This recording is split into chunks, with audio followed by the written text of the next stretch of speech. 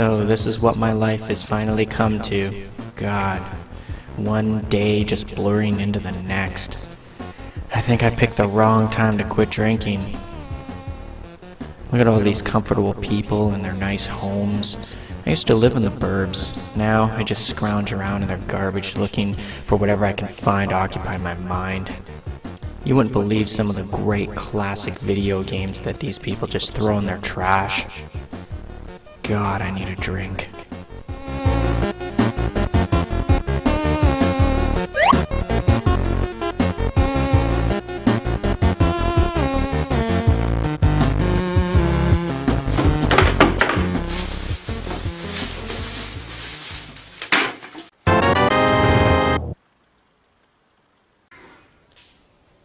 There is a God.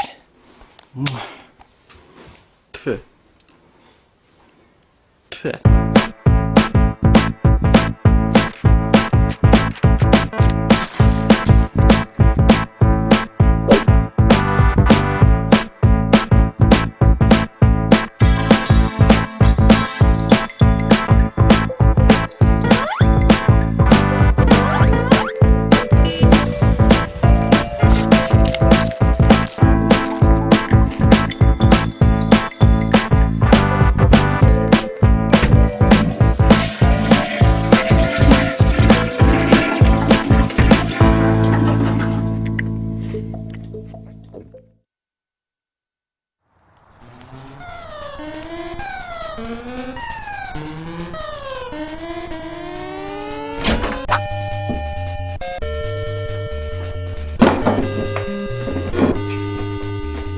My name is Ed, and in this place we are going to be talking about video games that I recently rescued from people's garbage and waste. I mean, if it wasn't for me, these games would be lost forever in the landfills, and some of them are pretty good too. I mean, you're probably all wondering, how could my life get to this low moment? Well, I used to have it all. I mean, a great house, the best video game room, and tons of video games everywhere. Now look at me, I'm just a burnt out old gamer who has to eat old cheese from discarded pizza boxes.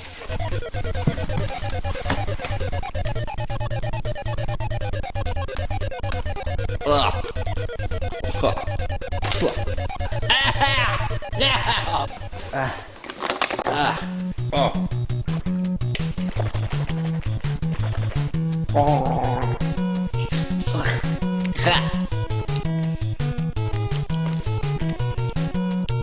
Alcohol?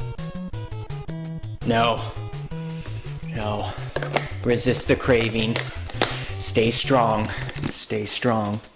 I know, it's rough. Do you even have any clue about the extremes I had to go to just to upload this video? I mean, I had to go over to my buddy Jim Bob's place, break into his house, go into his room, use his computer and his internet just to upload this video. I mean, that's how hard it is now for me to do any of this bullshit. Now, one of the games that I rescued recently is this one. And it's one of the best two-player games for the NES. It's Double Dragon 2: The Revenge. Now, I can't believe that somebody would just discard this game like a used tampon, because I remember back in the day, I was really anxious to get my hands on this because it was a two-player Double Dragon and the first one wasn't. So, you know, and even sometimes nowadays I still get that anxious feeling, like when I was over at my friend Old Sandy's place and she left me alone with her daughter to go grocery shopping. Well, you know what I did with her. We played the new Super Mario Brothers. But anyway, that's my point.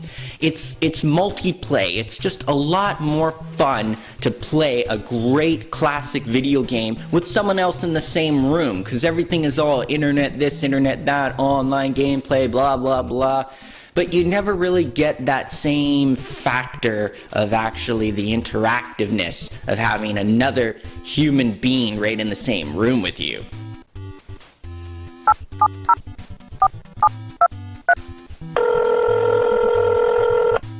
Hello? KO HCG, what's up? I was wondering, man, can you do me a huge favor? Can you please come over and play Double Dragon 2-player with me? Huh? What the hell is this? What are you talking about? It's Ed, the gaming rapist. The who? How the hell did you get this number?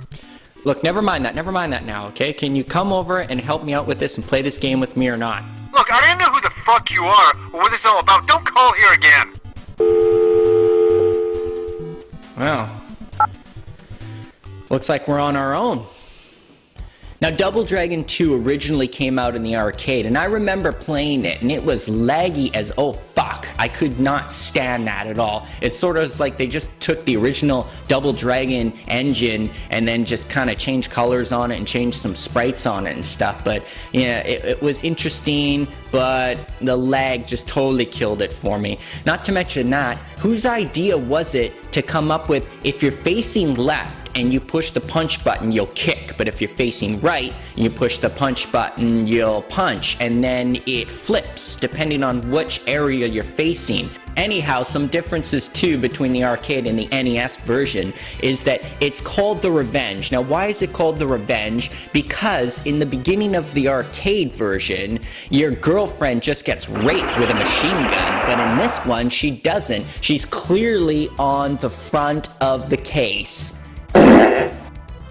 Now, one of the best improvements they made over the original Double Dragon for NES wasn't just 2 players at the same time. We'll get into that in a second. It's the moves. So many more cool moves got put into this game, and you can just, you know, you can knee people in the face. You could do that in the original one, but now you've got like spinning hurricane kicks and super knees, and one of my favorites is this when you grab one of the fucking hookers from the back of the hair and you just kick her right in the face and she goes flying.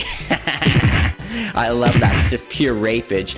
Now, how to do the hurricane kick move, I'll explain that to you. You have to push both buttons at the same time on the controller to jump. And just at the height of your jump, you have to push both buttons again. And if you did it right, you'll do the spinning hurricane kick, which is almost mandatory in this game if you're playing it single player. But it's one of the most powerful moves, and it is great.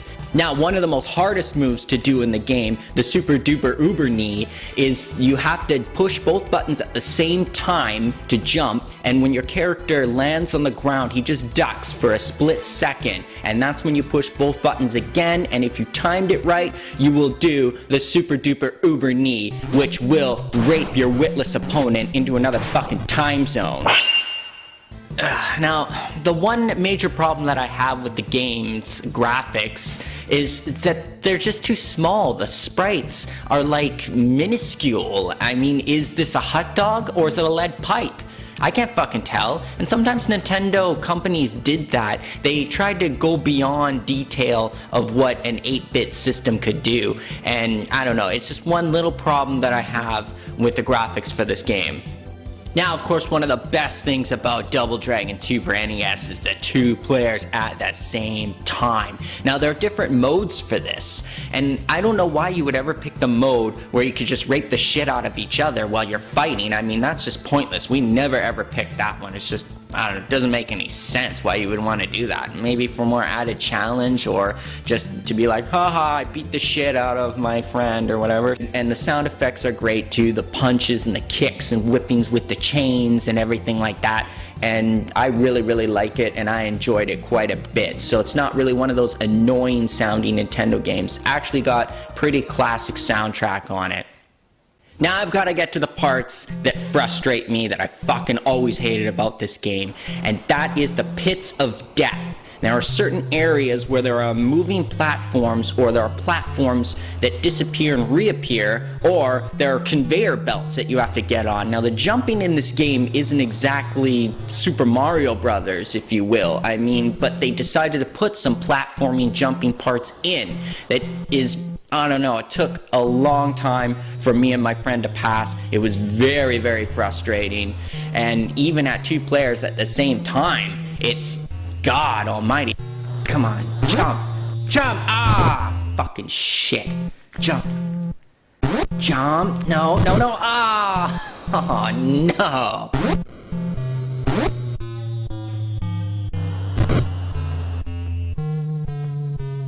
Jump. Jump. Jump. Fucking ass balls. I can't take it. I need freaking booze!